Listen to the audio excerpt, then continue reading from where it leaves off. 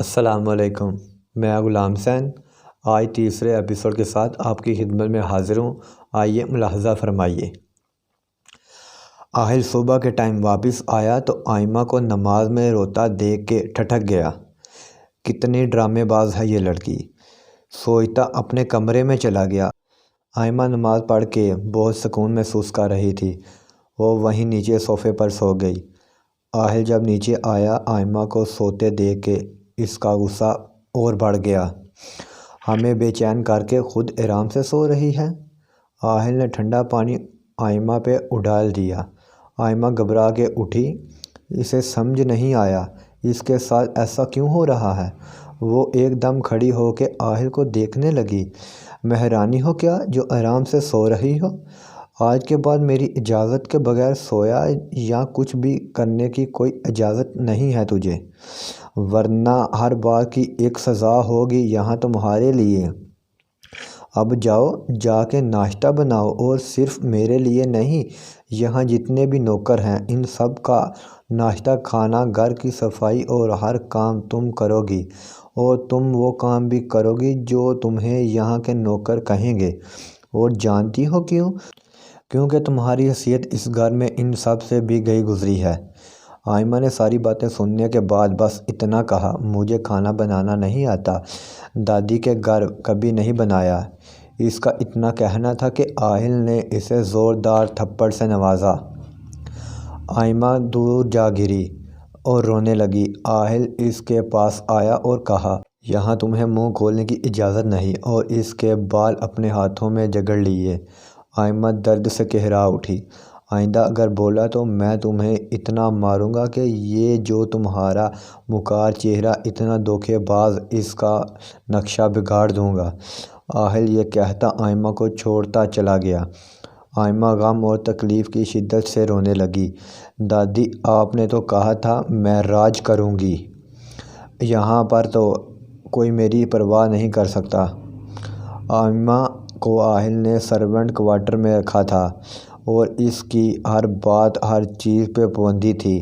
وہ کہیں جا نہیں سکتی تھی۔ آج اسے دادی بہت یاد آ رہی تھی۔ اس نے ایک بار پوچھنے کا سوچا، اور سارا دن کام کرتی نوکروں کا کھانا بھی آہل اسے بنواتا، اور کچھ ذرا سا خراب ہو جاتا آہل اسے دھو جھاڑ دیتا، اور دروازے کے باہر کتنی کتنی دیر تک کھڑا رکھتا۔ وہ بس اپنے آنسو ضبط کیے وہاں کھڑی رہتی۔ اگر کہتی تو بھی کیسے بوڑھے دادا دادی کو وہ اس عمر میں دکھ نہیں دینا چاہتی تھی۔ آج بہت خواہش میں تھی اپنی جان سے پیارے دادا دادی کو دیکھنے کی۔ وہ صبح سے کام کرتی رہی۔ آہل اپنے سارے کام بھی اسی سے کرواتا تھا۔ آہل رات میں جتنی بار کافی پیتا اسی سے بنواتا، اگر پینی ہوتی اور نہ پینی ہوتی جان بوجھ کے بھی اسے اٹھواتا۔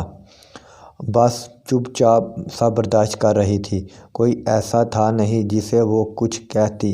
ایک دوست رانیہ تھی جو شادی کے بعد امریکہ شفٹ ہو گئی تھی۔ اب وہ کبھی کبھی کال کرتی تو اسے وہ اپنے دکھ کیا بتاتی۔ وہ بس اس کے دکھ سن کے اسے دلاسا دینے لگی۔ آہل جب آیا تو اسے کھانا دے کے آئمہ وہیں کھڑی ہو گئی، ورنہ آہل جب تک کھانا کھاتا تھا وہ گیٹ کے پاس کھڑی رہتی تھی۔ اگر اسے تھوڑی دیر ہو جاتی آہل اسے مارنے سے باز نہ آتا۔ وہ یہ سب جان بوجھ کے کر رہا تھا، اپنے دوست کا بدلہ لینے کے لیے۔ اس کی نظر میں آئمہ دنیا کی سب سے بری لڑکی تھی جس کے ساتھ وہ جس طرح کا سلوک چاہے کر سکتا تھا۔ آہل نے کھانا کھا لیا تو آئمہ کافی لے کے آئی اور وہیں کھڑی رہ کے انگلیاں آپس میں مروڑنے لگی۔ کیا مصیبت پڑ گئی ہے جو میرے سر پہ نازل ہو گئی ہے؟ وہ منہ میں کچھ کہنا چاہتی ہوں۔ آئمہ نے ڈرتے ڈرتے کہا، مجھے فضول بکواس سننے کی عادت نہیں، اب تم جا سکتی ہو۔ آئمہ کی آنکھیں نم ہو گئی۔ مجھے دادا دادی کے پاس جانا ہے، آئمہ کہہ کے رونے لگی۔ آہل کے دل کو اس وقت کچھ ہوا، پر اس نے صاف منع کر کے آئمہ کو کمرے سے باہر نکال دیا۔ کتنی دیر رات تک آئمہ روتی رہی۔ آہل نے دیکھا پر یہ سوچ کے نظر انداز کر دیا کہ اس نے بھی تو نبیل کو کتنا رلایا ہے۔ آئمہ فجر کی نماز کے بعد سے کام میں لگتی تھی، اسے دیر تک کام کرنے پڑتے تھے، جو اپنے گھر میں رانیوں کی طرح رہتی تھی۔ آہل نے اس کے ساتھ نوکروں سے بھی بدتر سلوک کیا ہوا تھا۔ شروع میں وہ بیمار ہو جاتی کام کر کے، پر اب اسے عادت پڑ گئی تھی، بس جیسے اٹھتی کام میں لگ جاتی تھی، پر نماز اور قرآن باقاعدگی سے پڑھتی تھی اب بھی۔ اور اس کی یہی بات آہل کو پریشان کرتی تھی کہ کوئی کتنا ڈرامہ کر سکتا ہے، اور ڈرامہ تب ہو جب میں دیکھوں، میں تو بے ٹائم آتا ہوں، اور تب بھی میں نے اس لڑکی کو عبادت کرتے اور خدا کے سامنے روتے دیکھا۔ اب آہل کی سمجھ سے باہر ہو گیا تھا سب، وہ سمجھ ہی نہیں پا رہا تھا کہ کیا صحیح ہے کیا غلط ہے۔